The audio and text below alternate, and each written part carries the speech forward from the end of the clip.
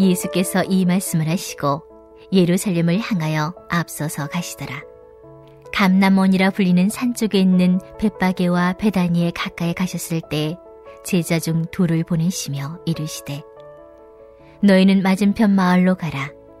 그리로 들어가면 아직 아무도 타보지 않은 나귀 새끼가 메어 있는 것을 보리니 풀어 끌고 오라.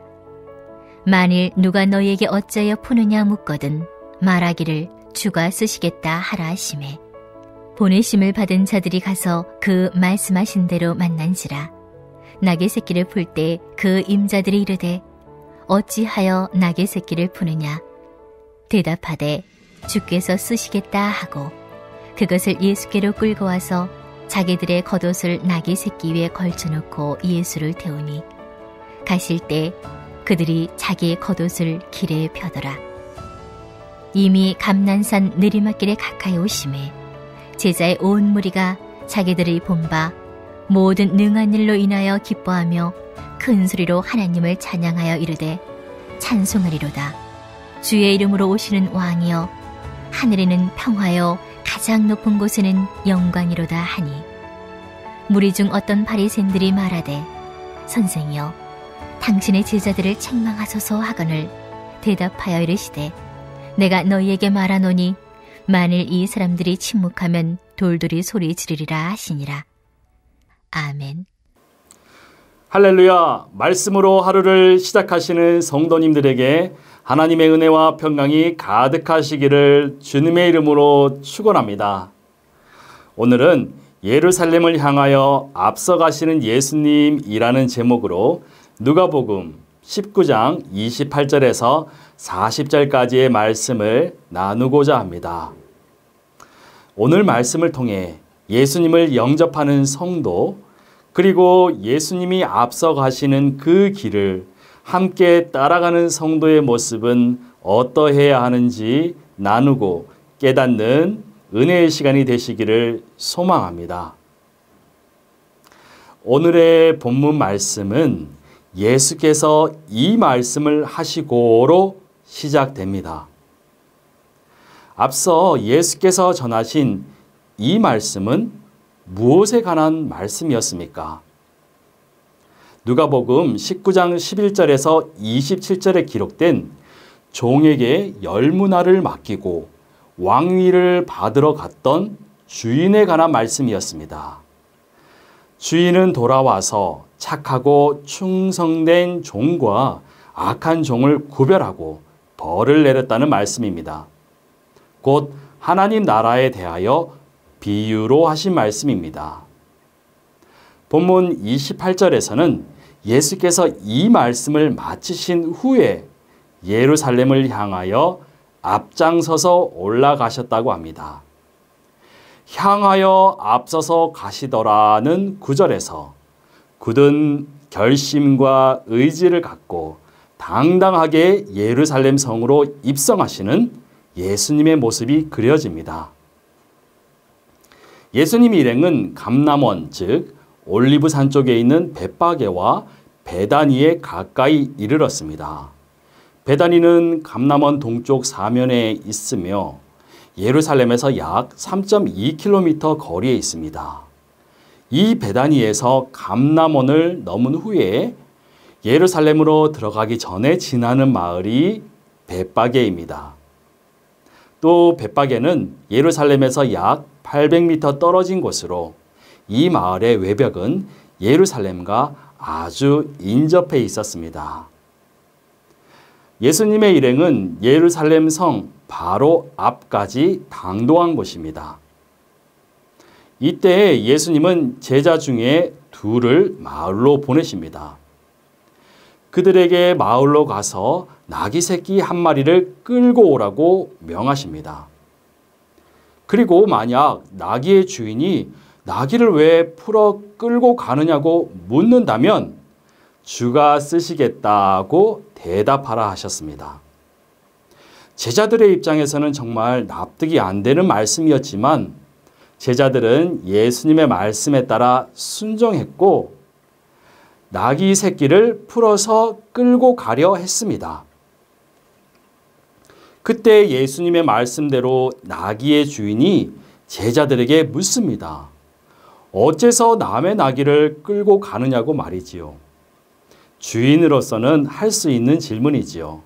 어쩌면 대낮에 도둑을 만난 기분이었을 것입니다. 이에 제자들은 주님이 가르쳐 주신 대로 대답을 했습니다. 이 나귀를 주님이 쓰시겠다고 합니다. 그러자 주인은 두말 않고 나귀를 끌고 가는 것을 허락합니다. 이 장면을 우리의 상식과 잣대로 바라보았을 때는 쉽게 이해가 되지 않습니다. 제자들은 나귀 주인에게 거절당하거나 혼쭐이 나는 상황까지도 예상하고 갔을 것입니다. 그래서 예수님의 지시가 조금은 부담스러웠겠지요. 하지만 제자들은 예수님의 말씀을 그대로 행하였습니다. 한편 나귀 주인은 제자들이 와서 자신의 나귀를 끌고 갈 것이라고는 전혀 예상을 못했을 것입니다. 하지만 제자들이 와서 주님의 뜻을 전하였을 때 그는 어떠한 이의도 제기하지 않았습니다. 그들에게 주님의 말씀은 곧 왕의 명령이었고 순종하고 따라야 할 절대적인 명령으로 여겨졌기 때문입니다. 사람의 상식과 사람의 마음으로 판단한 것이 결코 아니지요. 주의 영이 그들의 마음을 움직이시고 행하게 하신 것입니다. 그들은 순종함으로 왕으로 오신 예수님을 고백했습니다. 오늘 우리 역시 우리의 이성과 상식으로 주님의 일을 바라보지 않기를 원합니다. 사람의 지혜와 세상의 법으로 하나님의 역사하심을 거스르지 않기를 원합니다. 오로지 겸손과 순종함으로 주를 왕으로 모시고 주가 가시는 그 길을 따라가기를 간절히 소망합니다. 다른 한편으로는 나귀를 타고 예루살렘으로 입성하시는 예수님의 모습은 당시 로마 황제 혹은 장군들이 전쟁에서 승리한 후에 성으로 입성하는 화려한 퍼포먼스를 연상케 합니다.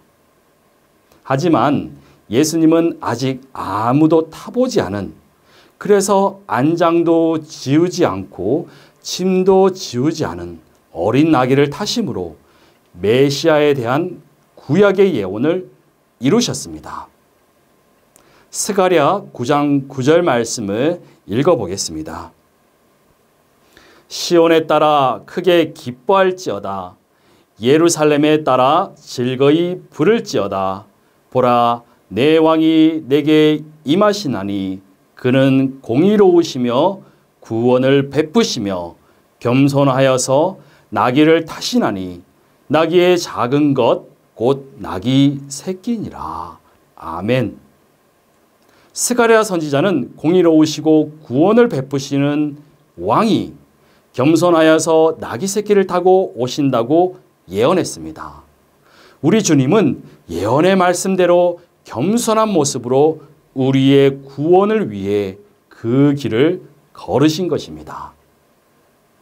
평화의 도시라는 이름과는 달리 종교의 타락과 불법과 제약이 가득한 예루살렘, 역설적으로 하나님의 아들이심에도 모욕과 핍박과 죽임을 당하는 그 자리로 앞장서 가시는 주님, 인간의 죄와 허물을 소멸시키시고 하나님과 화해를 이루게 하시는 그 능력이 바로 겸손과 순종하심에서 나타나는 줄 믿습니다.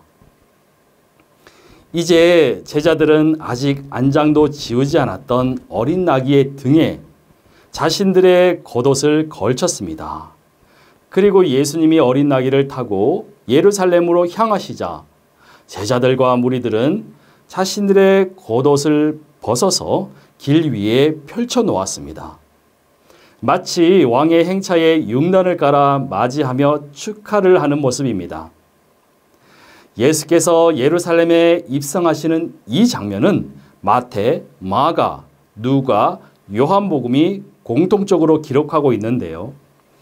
요한복음에서는 무리가 종려나무 가지를 흔들며 예수님을 맞이했다고 증언합니다. 그들은 과거 이스라엘에서 전쟁에서 승리를 거두고 돌아와 성전으로 들어가는 왕을 높이고 찬양했던 모습처럼 노래하고 큰 소리로 외쳤습니다. 호산나 찬송하리로다. 주의 이름으로 오시는 왕이여. 하늘에는 평화요 가장 높은 곳에는 영광이로다. 예수님을 메시아로 왕으로 선포하는 외침이었습니다. 이 땅에 평화를 가져다 주실 거라는 기대와 믿음을 가지고 기뻐하며 노래했습니다. 이처럼 예수님은 십자가를 앞두고 메시아로 구원자로 만왕의 왕으로 선포되었습니다. 예수님이 이 땅에 오신 목적이 그들의 입으로 고백되고 선포되었습니다. 물론 무리의 외침은 계속되지 않았습니다. 예수께서 십자가에 달리실 때에는 아무도 예수님을 왕이나 메시아로 부르지 않았습니다. 그저 실패한 개혁과 신성 모독죄를 저지른 죄인으로 여기고 말았지요. 말씀을 나누며 오늘 우리의 모습을 돌아봅니다. 우리의 삶이 형통하고 순조로울 때에는 예배하며 찬양하기를 기뻐합니다. 하지만 시련과 고난을 만날 때면 우리의 찬양은 한숨과 원망으로 바뀌고 우리의 기도는 끊기고 불평의 목소리가 나오고 있지는 않은지요. 주님은 우리의 상황과 관계없이 언제나 만왕의 왕으로 찬양 받으시기에 합당한 분이심을 깨닫고 고백하는 우리 성도님들 되시기를 소망합니다. 하지만 예수님이 찬양 받으심을 불편해하는 이들이 있었습니다. 39절 말씀입니다. 무리 중 어떤 바리새인들이 말하되 선생이여 당신의 제자들을 책망하소서 하거늘. 아멘. 바리새인들은 무리의 찬양을 듣기가 매우 불편했습니다. 그들은 예수님을 없애기 위해 그곳에 왔기 때문입니다. 그래서 그들은 예수님께 제자들을 책망하라고 요청합니다. 마치 자식 교육 똑바로 시키라고 부모를 나무라는 무례한 어른을 보는 듯합니다. 그러나 예수님은 저들이 침묵하면 돌들이 소리를 지를 것이라고 대답하십니다. 메시아를 위한 찬양은 그 누구도 막을 수 없다는 것입니다. 바리새인들은 어린 나귀를 타고 오시는 예수님이 진정한 왕이심을 알지 못했습니다. 그저 나사렛 시골 출신 선생 정도로 여길 뿐이었습니다. 그러나 예수님은 찬양 받으시기에 합당하신 왕, 메시아이십니다. 예수님이 예루살렘에 입성하심은 또한 예수님이 이 땅에 오심은 온 우주가 기뻐하고 찬양할 일입니다. 예수님은 하나님의 구원 계획을 감당하실 유일한 구세주요 중보자이시기 때문입니다. 결국 예수님을 찬양하지 않았던 바리새인들에게는 심판과 영원한 죽음만이 있을 뿐이지요. 사랑하는 안디옥 교회 성도 여러분, 주님은 이 땅에 평화를 주기 위해 오셨습니다. 죽을 수밖에 없는 우리를 죄에서 구원하시는 메시아로 오셨습니다. 하지만 그 일을 이루는 길은 고난의 길이었습니다. 주님은 어린 나귀와 같이 겸손의 모습으로 그리고 당당하게 그 길을 향하여 앞서 가셨습니다. 오늘 주님은 우리에게 물으십니다. 순종과 겸손의 모습으로 나를 따르겠느냐? 이 물으심에 예 하고 따르는 저와 여러분 되시기를 소망합니다. 더불어 왕 중의 왕이신 예수 그리스도의 이름을 자랑하고 높이고 선포하고 전하는 자로 살아가시기를 우리 주님의 이름으로 간절히 축원합니다. 우리 이 시간 함께 기도하기를 원합니다. 첫째는 우리 삶 속에서 겸손과 순종함으로 살게 하옵소서. 그리하여 나의 이름이 아닌 하나님의 이름을 높여드리고 하나님의 영광을 드러내게 하옵소서. 또한 어떠한 상황 속에서도 주를 찬양하고 주께 예배하는 자 되게 하옵소서. 그리하여 주님 오시는 그날에 새 예루살렘 성에서 주와 함께 천국의 기쁨을 누리게 하옵소서. 두 번째로 기도하실 제목은 다음 세대를 살리는 새 성전 건축을 위해 기도합시다. 새 성전에서 말씀으로 다음 세대를 길러내고 호산나 주를 찬양하는 다음 세대로 자라나게 하옵소서. 새 성전 건축을 위해 바리새인과 같이 회방하는 자가 없게 하옵시고 한마음 한뜻으로 겸손과 내려놓음으로 모두 함께 새 성전을 향하여 나아가게 하옵소서. 함께 간절한 마음으로 기도하기를 소망합니다.